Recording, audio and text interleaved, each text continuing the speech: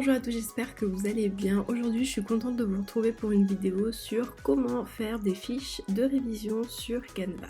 Pour vous expliquer rapidement, Canva c'est un site internet qui est payant mais il y a beaucoup de choses gratuites, vous pouvez largement faire vos fiches de manière gratuite. Le téléchargement aussi c'est gratuit et ça c'est vraiment cool, je ne suis absolument pas sponsorisée pour vous parler de ça, sachez-le, mais c'est vraiment un site qui mérite d'être connu parce que vous pouvez faire autant des fiches de révision, des CV, des lettres de motivation, des posters, enfin vraiment un peu tout ce que vous voulez. Avant de commencer cette vidéo, sachez que moi en ce moment, ce semestre du moins, je prends mes cours à l'ordinateur, donc tout est écrit à l'ordinateur, mais si vous écrivez à la main, vous verrez que l'étape 1 ne sera pas nécessaire. Donc comme je viens de le dire, du coup j'écris mes cours à l'ordinateur. Une fois que j'ai terminé de les écrire, je les imprime. Je ne fais pas de relecture puisque l'étape 2 ça va être la relecture du cours, mais sur une feuille imprimée. Vous pouvez largement le faire sur l'ordinateur, mais moi je suis plus à l'aise sur le papier en fait. J'insiste ici sur le fait que je vais lire mon cours en entier. Vous allez voir, ça va nous servir finalement pour l'étape numéro 3.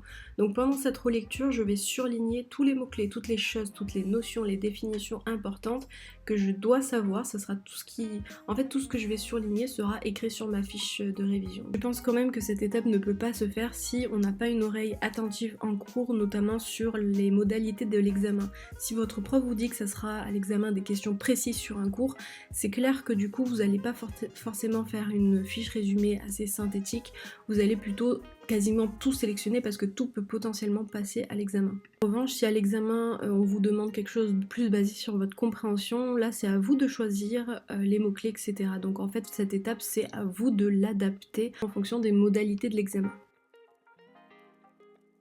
La troisième étape qui est de prendre le temps d'élaborer un plan de cours. Donc ici je vous ai fait un avant-après, ici ça correspond à ma fiche que je viens d'imprimer. Ici c'est ma fiche brute que j'écris en cours et ensuite une fois relecture faite, tout est surligné, le grand 1 est écrit et je me fais souvent un code couleur. Par exemple ici ça va être des définitions en jaune et en rose, en fait c'est ce qui correspond à ce que je vais mettre en fait dans mon tableau que je vous montre juste ici.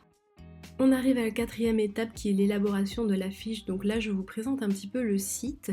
Donc en fait quand vous cliquez sur Canva, vous avez normalement cette page d'accueil si vous êtes connecté à votre compte. Je ne sais pas ce que ça donne quand on n'est pas connecté, j'avoue que je me suis directement connectée. Vous avez la possibilité de vous abonner mais vous n'êtes pas obligé. Là il me semble que j'avais laissé pendant 30 jours, c'est gratuit, vous pouvez vous désabonner une fois que les 30 jours sont passés. Donc par exemple j'ai cliqué là il me semble sur un truc d'en-tête de mail et vous voyez il y a plusieurs modèles. Donc en fait il répertorie ça en fonction des thèmes, ça peut être CV, ça peut être là en tête de mail, etc.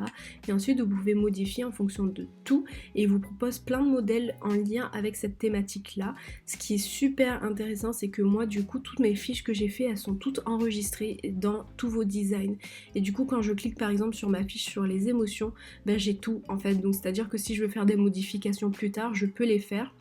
Vous m'avez beaucoup posé des questions sur cette fiche d'ailleurs, c'est une fiche en anglais de psychologie tout simplement, où en l'examen on a des questions, donc je me suis fait des questions et des réponses que je vais apprendre par cœur tout simplement. N'ayez crainte, ça c'est notre crainte la pire je crois sur l'ordinateur quand on fait nos fiches, c'est que ici les modifications, tous les enregistrements finalement se font automatiquement. Du coup, comment on fait une fiche? Moi en général je prends plan du cours. Sur toutes les thématiques qu'ils nous proposent, il y a un moment c'est écrit plan du cours et là vous avez plein de modèles et souvent c'est des modèles aussi de menus, c'est des modèles un petit peu d'études, etc. Mais moi souvent ça ne me correspond pas, donc c'est moi à chaque fois qui réorganise ma page. Donc vous voyez vous avez vraiment beaucoup de couleurs, de choix. Et c'est pourquoi chaque chapitre moi est différent quand je fais mes fiches. Comme ça, vu que je suis visuelle, bah, du coup ça me permet de revisualiser ma fiche et c'est super bien quoi. Et une fois que vous avez choisi le modèle de votre fiche de révision, il n'y a plus qu'à réorganiser et donc à créer votre réelle fiche. Donc moi en général je commence par le titre, je mets pas mal de temps à chercher une belle police d'écriture parce que pareil je fais quelque chose d'assez différent à chaque fois, donc ça peut être très vite long. Essayez de pas trop perdre de temps parce que le but c'est justement d'en gagner pour ensuite avoir un apprentissage plutôt facile.